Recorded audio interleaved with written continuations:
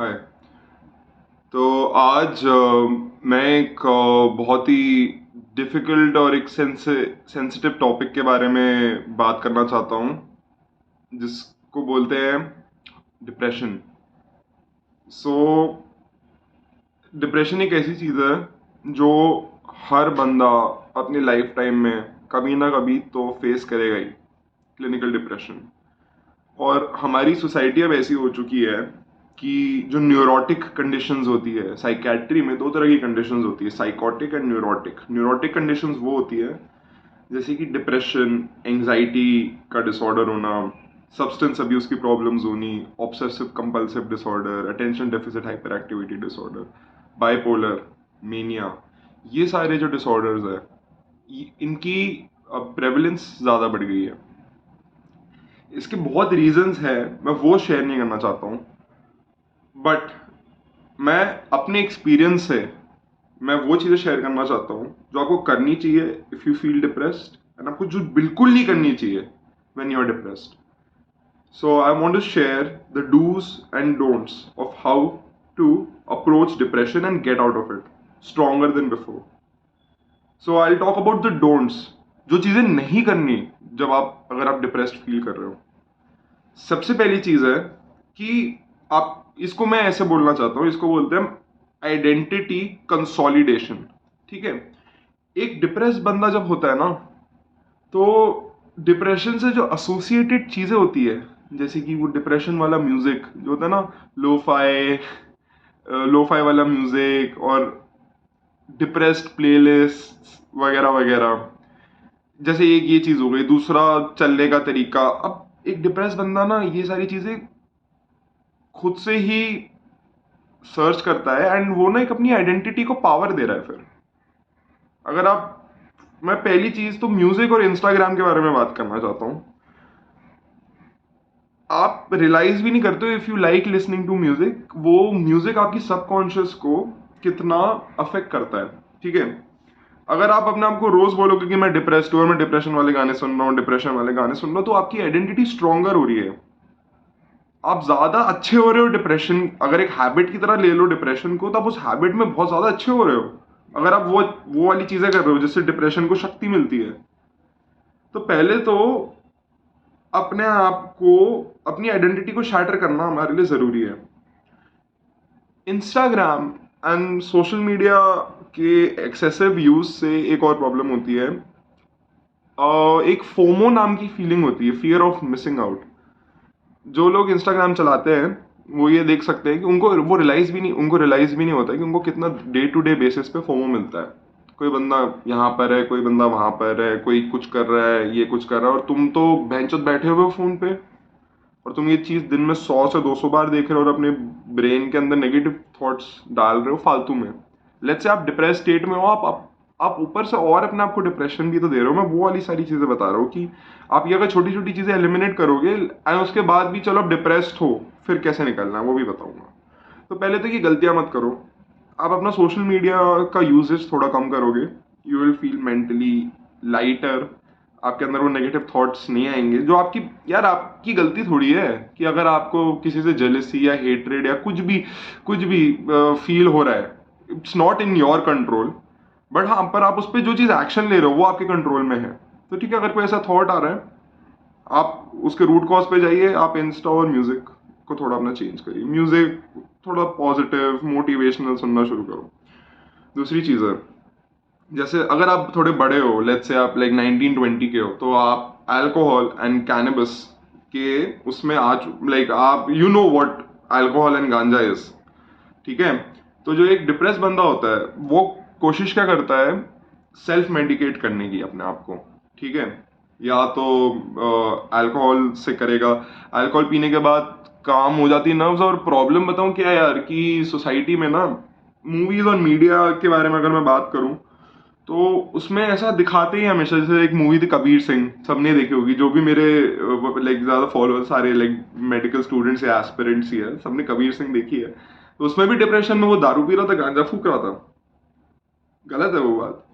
Problem क्या है कि आप जब डिप्रेशन में फूक रहे हो, आप जो भी आपकी जो फीलिंग्स है टेम्परेली तो नम कर रहे हो, बट जब वो सब्सटेंस आपके ब्लड से निकल जाता है, आपके शरीर से एलिमिनेट हो जाता है, उसके विड्रॉल सिम्टम्स भी आ रहे हैं, वो आपको एक्स्ट्रा डिप्रेशन दे रहे हैं, प्लस आपका डिप्रेशन कहीं जा भी नहीं रहा है, आप तो बस उसको छुपा रहे हो। तो अल्कोहल एंड कैनबिस का सेल्फ मेडिकेशन करना अच्छा वे नहीं है डिप्रेशन को टैकल करने का। It is a temporary way, but it will hurt you in the long run and it can lead to substance abuse problems. Maybe आप hook on हो जाओ उन पे। और तीसरी चीज काफी वियर्ड लगेगी आपको, बट वो है एंटी डिप्रेसेंट्स मत लेना। ठीक है, तो कुछ लोगों को एंटी डिप्रेसेंट्स का बहुत फायदा होता है, then they should continue on it. But जब तक आपने खुद से कोशिश नहीं करी है ना अपने डिप्रेशन को ठीक करने की, तो तब तक आपको एंटी डिप्रेशंस तो नहीं लेने चाहिए मेरे हिसाब से। पुराने ज़माने में एंटी डिप्रेशंस नहीं होते थे, लोग डिप्रेस तब भी होते थे, उनके पास कोई ऑप्शन नहीं होता था, उनको निकालना पड़ता था, and it made them stronger. मेरे हिसाब से डिप्रेशन एक साइन है तुम्हारी बॉडी से कि bro you are doing something wrong in your life. शायद तू अच्छी तरह से नहीं रह रहा है, शायद तेरे पे भी बहुत स्ट्रेस है और तेरे को उस चीज, तेरे पास एग्जाम का स्ट्रेस आ रहा है और तू अब डिप्रेस हो गया, तेरे को बंदी छोड़ गई है। तेरे दिमाग की तरफ से वो एक इशारा है कि bro you are doing something wrong. मैं इसको इस पर्सपेक्टिव में देखता हूँ डिप्रेशन को, काफी अच्छा पर्सपेक्टिव है देखने का, क्योंकि फिर मेरे को पावर मिलती है कि मैं इसको चेंज कर सकता हूँ। फिर से हो जाएगा डिप्रेशन, कोई नहीं, कभी आगे चल के फिर से हो जाएगा, बट मैं बैठे नहीं रह सकता। बैठना नहीं है डिप्रेशन के साथ, बैठे मत रहो, खुद से फाइट करो। एंटी डिप्रेशन का प्रॉब्लम क्या है कि एक बार आपने एंटी डिप्रेशन शुरू कर दी तो you can't go of them. ऐसा है, कुछ कुछ एंटी डिप्रेशन काम नहीं करती, जो काम करती है उनकी फिर टॉलरेंस नाम की चीज आ जाती है। आपने 10 मिलीग्राम से शुरू करी, 2 महीने तक खाई, 10 मिलीग्राम काम नहीं कर रही, आपको डॉक्टर आपको 20 mg लिख देगा। ठीक है, 20 से 40, 40 से 80, 80 के बाद आप ले नहीं सकते और आपको एक और एक्स्ट्रा एंटी डिप्रेशन ऐड करनी पड़ेगी। एंटी डिप्रेशन के बहुत गंदे साइड इफेक्ट्स है। ये आपका सेरोटोनिन तो बढ़ा रहा है, बट उसके अलावा sexual dysfunction, erectile dysfunction, mood disorders, weight gain. अपने डिप्रेशन का रूट कॉज ढूंढना है। ठीक है, तो ये डोंट्स मैंने बता दिए कि ये सारी चीजें तो मत करना। अब मैं डूज बताना चाहता हूँ। मेरे लिए सबसे पहली चीज जो मैंने करी वो थी जिम। जिम में जाने के बाद मैंने जब साइंटिफिक तरीके से जिम किया, जब मुझे पता था कि कौन सी मसल मेरे को टारगेट करनी है इस पर्टिकुलर एक्सरसाइज, और ये सब कुछ किया और मैंने प्रोग्रेस देखा अपनी बॉडी पे, ब्रो मुझे एक फाइटिंग चांस मिला। It is the most beautiful thing to see progress physically in yourself after you do hard work. It is the most beautiful feeling. वो आपको डिप्रेशन से निकलने का एक फाइटिंग चांस देगा। और ऑब्वियसली एंडोर्फिन्स बढ़ते हैं, जो फील गुड हार्मोन्स होते हैं ओपियोइड्स की तरह, हम मतलब वो हमारी बॉडी के अंदर बनते हैं तो वो भी रिलीज होते हैं। एंड इवन कॉर्टिसोल कम होता है जो स्ट्रेस हार्मोन है। तो जो भी मेरे भाई लोग हैं जो अभी नीट देना चाहते हैं, नीट यूजी के लिए प्रिपेयर कर रहे हैं, आई वुड सजेस्ट यू आप जिम हो सके तो ज्वाइन करो। अगर आपने ड्रॉप ईयर भी लिया आप ज्वाइन कर सकते हो, टाइम निकालना इतना मुश्किल नहीं है। अपने आप को कोसो मत कि मैं पढ़ते रहूँगा 12-13 घंटे। तू पढ़ भाई 12-13 घंटे, 1 घंटा निकाल जिम के लिए, तेरी लाइफ बहुत बेटर हो जाएगी। दूसरी जो मैं टिप देना चाहता हूँ वो है नेचर में वॉक करना। बहुत बेनिफिशियल लगता है मुझे तो, क्योंकि we guys are like animals. ठीक है, हम एक्चुअली तो एनिमल किंगडम में हम देखोगे तो अभी एनिमल ही है भाई, मैमल है।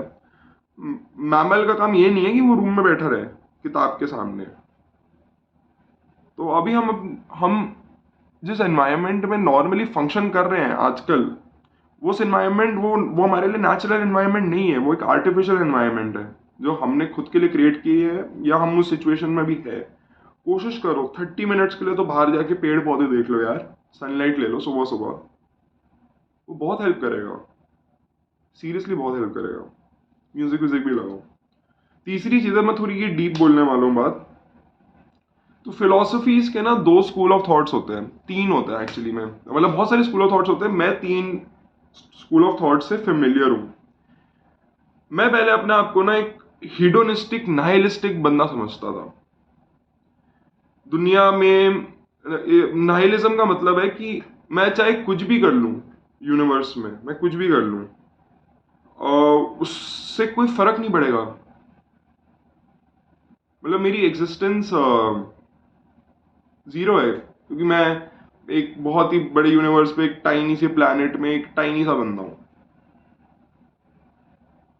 तो नाइलिज्म जब आप अपना लेते हो और जब समझ जाते हो कि तुम कितने चूतिए हो और कितने छोटे हो, उसके बाद ऑब्वियसली तुम्हारा ब्रेन भी वैसा होने लगता है। और फिर मैं हीडोनिज्म में चला गया। हीडोनिज्म होता है, हीडोनिस्टिक अप्रोच ऑन लाइफ ये होता है कि भाई तुम शराब पियो, तुम नशे करो, कुछ नहीं रखा है। ये ब्रांच है नाइलिज्म की, ठीक है। कि कोई कोई टेंशन की बात नहीं है, तू चाहे तू रैंक 1 भी ले आ, कोई घंटा फर्क नहीं पड़ेगा किसी को। बाकी तू कुछ भी कर ले, तू टेस्ला बना ले, तू स्पेस एक्स बना ले, तू ये बना ले, कोई फर्क ही नहीं पड़ता। तो मैं अपने अपने ब्रेन को ये सब कुछ बोल रहा था। मैं इस नाइलिस्टिक अप्रोच ऑन लाइफ के साथ 2 से 3 साल रहा हूँ, जिसको आसान शब्दों में बोल सकते हैं एक बहुत ही बड़ी लूजर मेंटालिटी, ठीक है। तो पिछले साल मेरा ब्रेकअप हुआ था। तो उसके बाद मैंने धीरे धीरे अपनी जो भी मेरी सिचुएशन जिनको मैं कॉन्कर कर रहा था, उसके साथ मैंने एक बहुत ही स्टोइक अप्रोच ऑन लाइफ बनाया। स्टोइसिज्म एक बहुत ही अच्छा स्कूल ऑफ थॉट है। मैं इसके ऊपर और वीडियो बनाऊंगा स्टोइसिज्म के ऊपर, बट आसान शब्दों में एक स्टोइक बंदा मानता है कि life is full of suffering. Life में कोई खुशी है ही नहीं, सिर्फ दुख है, ठीक है। तो आपको चीज़ों से अटैचमेंट नहीं रखनी चाहिए, एंड आपको ये नहीं बोलना चाहिए वाई मी, ये मेरे साथ क्यों हुआ, हाय मेरे साथ ये बुरा सा क्यों हुआ, मेरे साथ ये क्यों हुआ, मैंने क्या गलती करी, भगवान ने मेरे साथ ऐसे क्यों किया। अगर आप भगवान में नहीं बिलीव करते तो वो आई थिंक कार्मा हुआ होगा मेरे साथ, बैड कार्मा। ब्रो सबके साथ हो रहा है बैड कार्मा, कोई भी खुश नहीं है, और ये मैं देख चुका हूँ।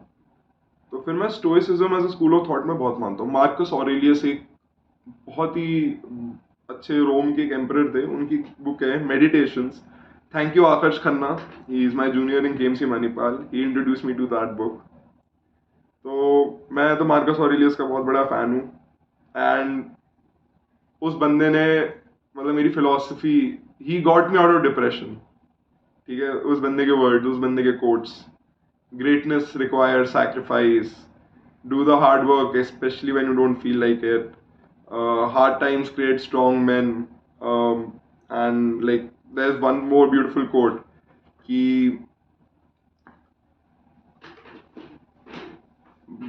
weak men create hard times